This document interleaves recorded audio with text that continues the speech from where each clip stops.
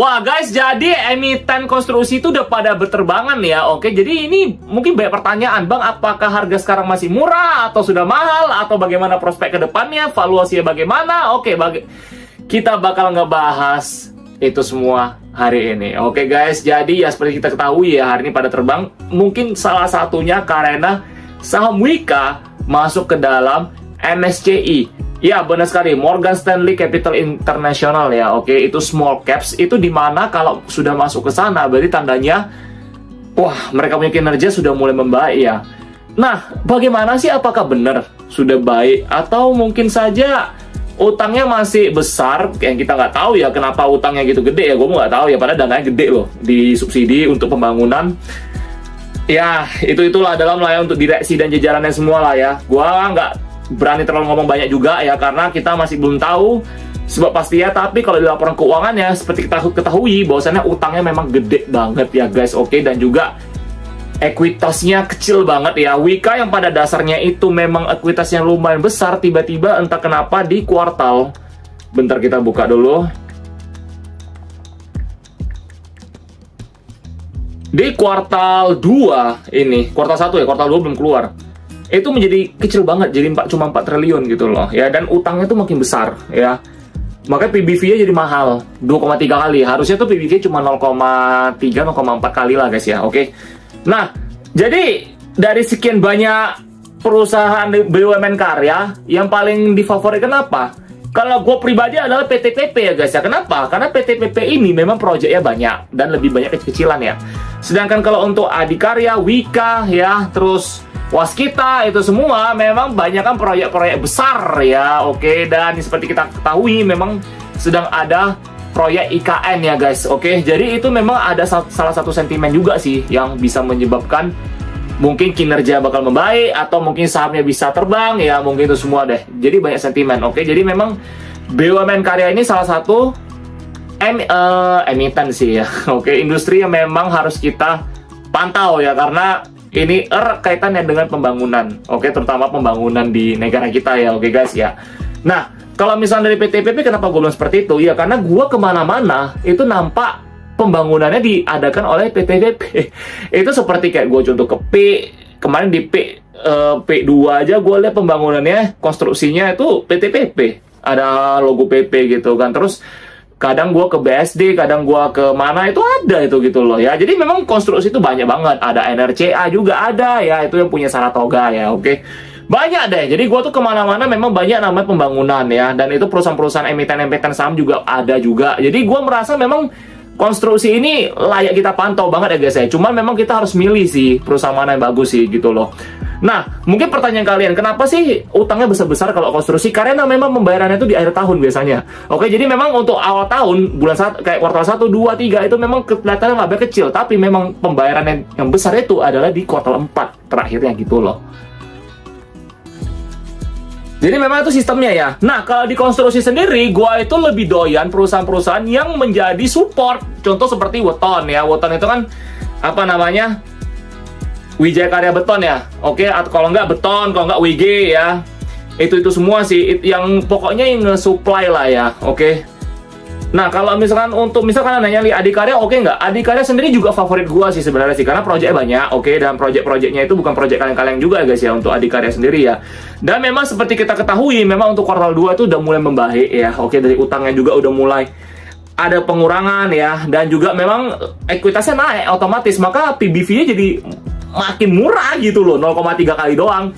Jadi kalau untuk konstruksi memang gue demen cuma PT PP sama Adikarya, karena dua perusahaan plat merah ini memang lebih stabil lah menurut gue ya. Oke. Nah, tapi kalau memang kalian mau ngejarnya laba besar, itu laba besar biasanya mungkin Wika ya. Oke, kalau enggak, kalau untuk WSKT sendiri memang masih disuspend ya, nggak salah. Coba kita cek dulu ya. Masih disuspend karena kena PKPU ya. Iya, karena memang ini utangnya besar banget sih.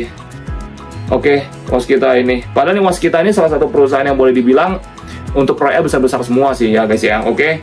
Nah, jadi kalau misal kalian bilang nih, Bang, gue bisa masuk nggak sekarang? Gue merasa sih tunggu koreksi dulu ya. Karena kalau misalnya kalian masuk sekarang, gue takutnya kalau kalian yang fokusnya memang short term, itu tidak cocok buat kalian semua. Karena kalian mau mengincarkan short term doang ya kan. Kalau misalkan beli sekarang maka ada namanya kegocek atau kalau nggak kalian nyangkut ya jadi investor dadakan, oke.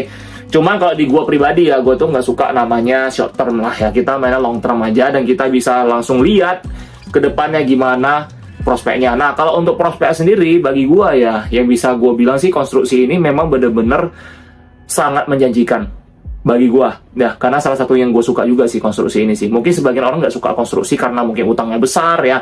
Tapi ketika kalian ngerti cara berbisnisnya di dalamnya untuk konstruksi ini bisa menjadi secret weapon buat kalian semua gitu loh guys ya. Jadi memang konstruksi ini rada-rada kayak ada orang suka, ada orang nggak suka gitu loh. Kalau gue sih, kalian ini kan masih banyak value ya, bisa jadi value investing juga ya. Karena seperti PTPP, Adikarya itu kan value investing. Dan juga ini bisa dibilang kan saham win-win solution juga. Kenapa gue bilang? Pertama, sahamnya itu under value. Kedua, ini saham politis juga karena kan BUMN. Dan dia mengikuti sentimen apa yang terjadi di negara kita. Terutama di pembangunan. Otomatis ini masuk ke dalam politis juga gitu loh, saham politis ya. Jadi kalau misalkan kalian bilang kayak gitu, itu udah kategori momentum. Nah, jadi gue tuh paling suka saham-saham seperti ini, win-win solution gitu loh. Jadi kalian tuh nggak usah mikirin sentimen apa-apa lagi. Jadi pokoknya kalian jalani aja, kalian invest, kalian beli, ya udah kalian ikutin berita, gitu aja. Dan kalau kalian bilang bangkrut, nggak mungkin. Karena kenapa? BUMN kalau bangkrut, terutama konstruksi, maka pembangunan bakal terhambat guys. Oke, jadi kalian itu pokoknya sebelum kalian beli, kalian cek dulu laporan keuangannya, oke? Cuma beberapa dari sini, ya seperti kita ketahui, misal kalian nanya nih, Bang kenapa BUMN mulu? Kenapa nggak yang lain? Oke, ada alasannya juga guys. Kenapa? Karena memang pembangunan paling banyak dan paling besar proyeknya memang ada di BUMN. Tapi kalau kalian memang mau yang stabil, itu ada beberapa saham seperti saham NRCA, salah satu saham yang gua favorit juga. Karena kenapa? NRCA ini memang sangat rutin bagi dividen, oke? Dan keuangannya sangat sehat, utangnya juga nggak gitu besar, oke? Dan dia under value juga. Dia itu rajin bagi dividen ya guys ya. Even di saat masih kena pandemi saja, mereka bisa bagi dividen. Makanya gue bilang kalau perusahaan sahamnya Saratoga ini, ya grup Saratoga ya gue bilang ya, gue tuh suka sih. Karena kenapa ya? Seperti kita ketahui juga ya, Saratoga itu kan GCG bagus. Oke, di dalamnya ada Pak Sandiaga Uno sama Pak Edwin Soeraja ya. Oke, Pak Edwin ya, bener ya. Oh ya bener. Iya bener sekali. Jadi gue bilang sih secara sistem bisnis sih oke ya. Jadi mereka udah tahu mereka portfolio gimana. Kalian bisa coba ngecek di laporan keuangan Saratoga juga untuk portfolionya ya. Memang rata-rata banyak bagi dividen semua sih gitu loh ya. Jadi memang kalau untuk Saratoga nggak usah bilang lagi ya, portfolio mereka juga bagus-bagus. Oke, jadi ya kayak gue bilang GCG, faktor GCG ya dari Pak Edwin dan Pak Sandiaga Uno juga. Oke, jadi itu bagus banget. Nah, jadi kalau misalnya nanya nih, kalau untuk konstruksi sendiri ya Bang ya, kalau untuk yang non BUMN prospeknya gimana? Tetap bagus kayak gue bilang tadi gitu loh. NRCA salah satunya.